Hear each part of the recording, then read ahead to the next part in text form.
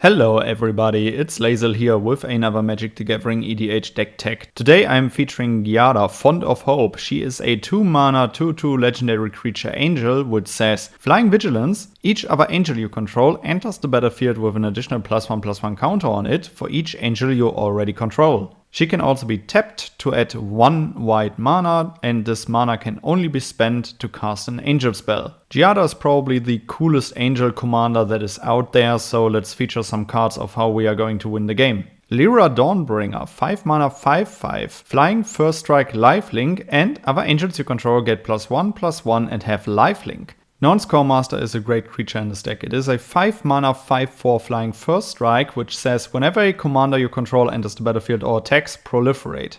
Due to Giada having Vigilance, she will most likely always swing in your combat phase, and in your second main phase you will cast one of your angel spells. So you'll often have that proliferate trigger on attack, which will pump up all of your other creatures. Boonbringer Valkyrie, 5 mana 4/4 with backup 1 and flying, first strike and lifelink. Archangel of Foon, 5 mana 3/4 flying lifelink. Whenever you gain life, put a +1/+1 counter on each creature you control. Due to the fact that we are in mono white and we are playing angels, we will also be gaining a lot of life in this deck, so this is a great synergy card. Angelic Skirmisher, 6 mana 4/4 flying, and at the beginning of each combat, choose first strike, vigilance, or lifelink. Creatures you control gain that ability until end of turn. Remember that this counts for each combat, so most likely you will often choose vigilance if your creatures don't already have it, so you can swing in and also have some blockers for the backlash. Zigada's Vanguard, 5 mana 3/3 flash and flying. When Zigada's Vanguard enters the battlefield or attacks, choose any number of creatures with different powers. Those creatures gain double strike until end of turn. This card is great because Giada's +1/+1 counter synergy synergizes with the amount of angels that you already have on the field. So in many cases it will end up in all of your angels having different powers, so you can give all of those double strike. This deck plays a lot of angels which cost a lot of mana, so let's discount them. For example, with Herald of War, 5 mana 3/3 flying. Whenever Herald of War attacks, put a +1/+1 counter on it.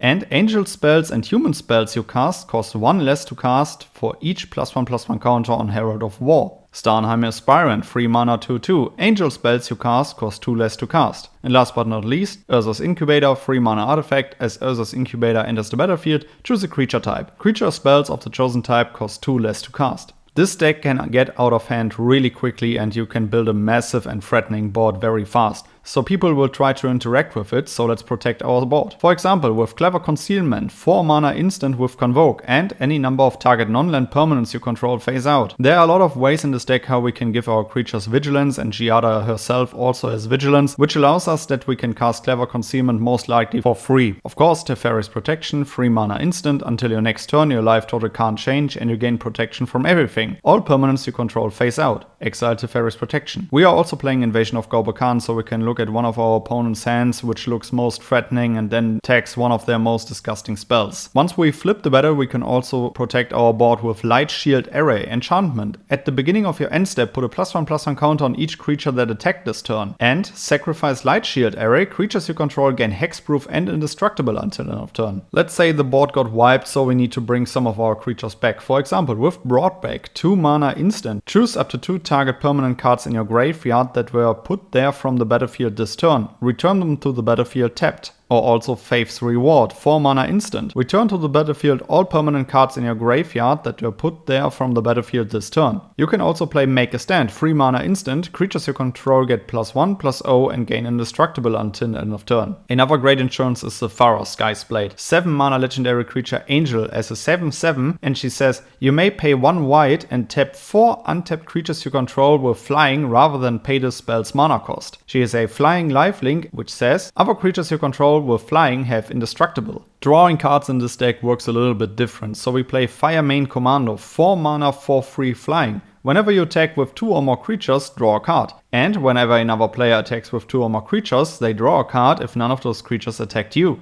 Battle Angels of Tyr, 4 mana 4/4 flying Myriad. Whenever Battle Angels of Tyr deals combat damage to a player, draw a card if that player has more cards in hand than each other player. Then you create a treasure token if that player controls more lands than each other player. Then you gain free life if that player has more life than each other player.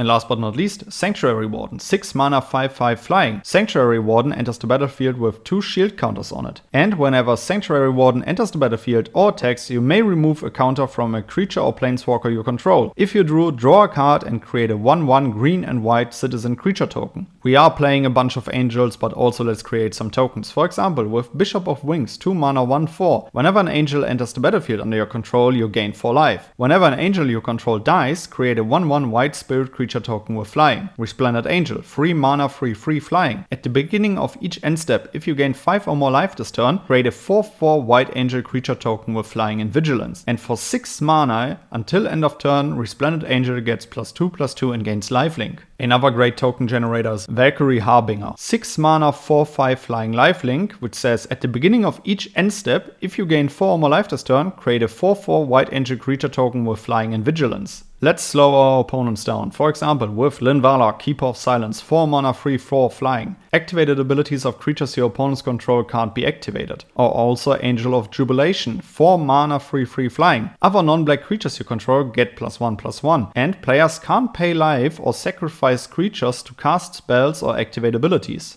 Angelic Arbiter, 7 mana 5/6 flying. Each opponent who casts a spell this turn can't attack with creatures. Each opponent who attacked with a creature this turn can't cast spells. You want to win more? You get it. Serra's Emissary, 7 mana 7/7 flying. As Serra's Emissary enters the battlefield, choose a card type. You and creatures you control have protection from the chosen card type. Ravnica at War, 4 mana sorcery. Exile all multicolored permanents. And also Avacyn, Angel of Hope. 8 mana 8/8 legendary creature angel.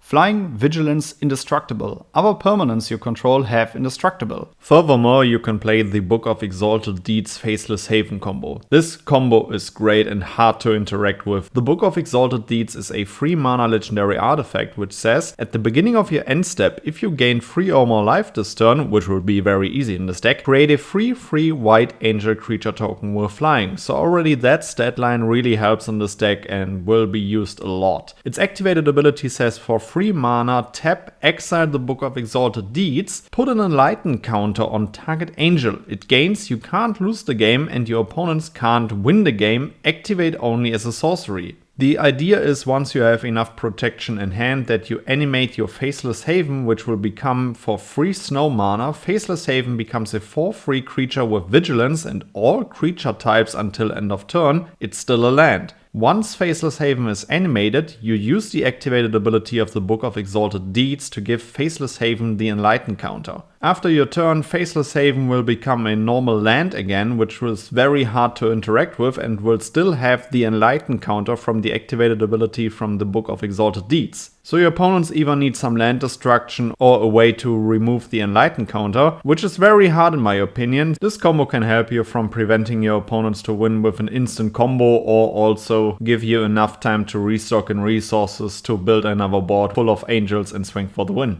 Alright guys, these were a few cards that I will play in a Giada Font of Hope deck. If you want to add more angels, let us know down in the comments below, and also any other card. Let me know which legendary creature I shall feature next, and then I would say see you in the next one. Goodbye guys.